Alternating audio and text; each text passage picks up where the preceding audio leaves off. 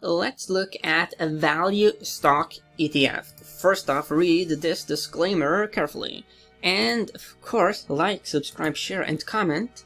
Show some love to the DiamondArm channel.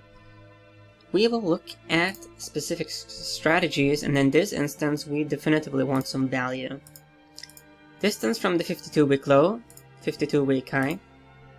So these are like serious value stocks, so 45.5. Let's fly up to the S&P 500, 45.5. I mean, the S&P 500 is outperforming, but not by that much. Okay, so Rpv. So the ETF is called Invesco S&P 500 Pure Value ETF, okay? This ETF offers a way for investors to access large-cap US equities that are classified as value stocks, having low pricing multiples and high dividend yields. That's because the big problem with the current stock market is that, it's gone up a lot. There's been a very violent comeback and not that much value. Hence, growth has been massively outperforming value for some time. And when you have those trends going on for quite some time, there is a probability of a trend change. And there's been some murmur about, some bigger players like Bill Gross and some other big names that have gone deeper into value because they think that the value stocks are simply too low. Okay, so this is the bigger picture here for Rpv Seasonality. You can see here that August tends actually to be rather weak, but then it becomes much stronger heading into autumn. So that's a clear trend. Let's compare Rpv against the S&P 500 to look at whether it is under or outperforming. We do see some general outperformance in autumn. Not like super strong, 57-ish percent, but there's some outperformance. Okay, so let's first here look at the charts. Weekly data points. We don't have that much history here because it is a relatively recent ETF. You can see here that it's seen a bit of a bounce after the plunge, but not much. Look at Rpv here and then look at the Nasdaq. Very different. This is growth stocks, Rpv. So, but you could make a strong case, that there's many sectors and many kinds of stocks that have gone up a lot. There's been too much buying of those stocks. Hence, you could make a case that we could see a rotation into the less loved ones. And value stocks, you could make a strong case for them because from an objective, accounting standpoint, these stocks are just underpriced based on the facts at hand. From a technical standpoint, it's a bit of a dicey situation. We do see that there certainly has been a bounce, but then some weakness. So it's just hanging here, really. And we don't have that much history. Hence, it's a bit limited what we can read out of the charts. The accumulation distribution line is not showing. Well, it is showing. It is not really. We don't get. I would like to see more of an uptick here, showing that that there is some buying happening underneath the waves. The correlation with the S&P 500 is very interesting. It is actually 17%, very weak. Let's look at the daily data points. Here the correlation becomes much stronger, 83%. And yeah, this is more the shorter term, but still 156 data points. Okay. If you look here at this accumulation distribution line here, we do actually see that it is higher here than it was back here. That is interesting. So on the dailies here, there are some buyers who are probably appreciating that this is value. And even during this pullback, you can see that we are higher here than we were back here. Yeah, there seems actually to be some buyers underneath here at the waves.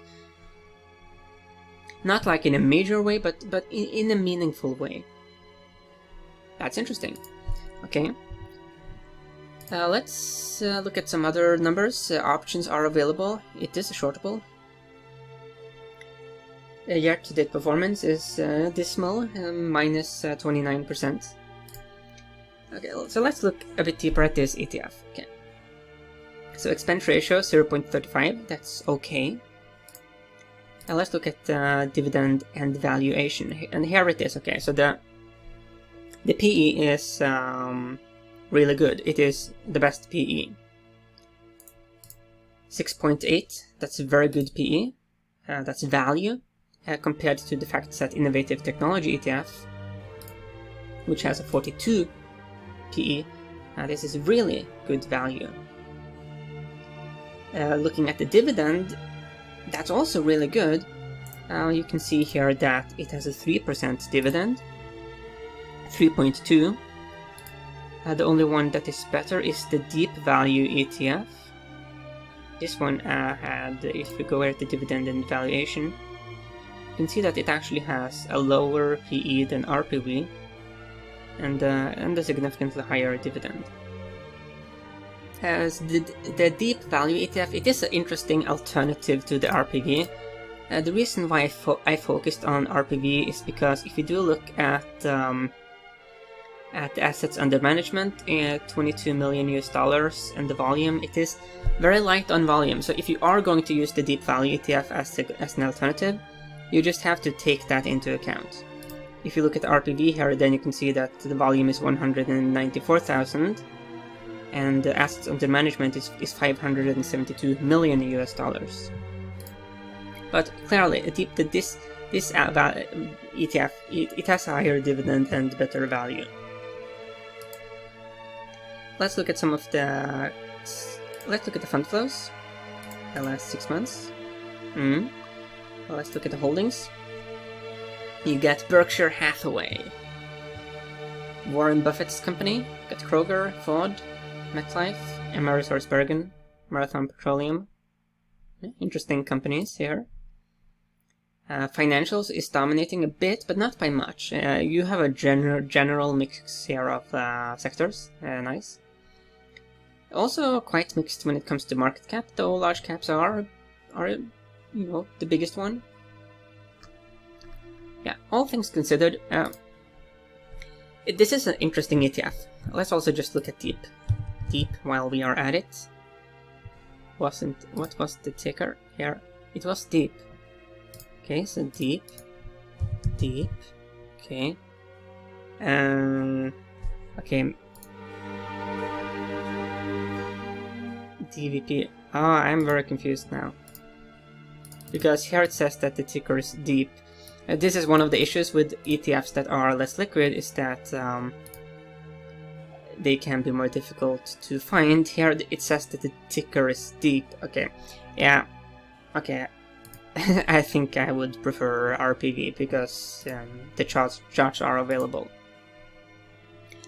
Okay, that's basically my take on this ETF.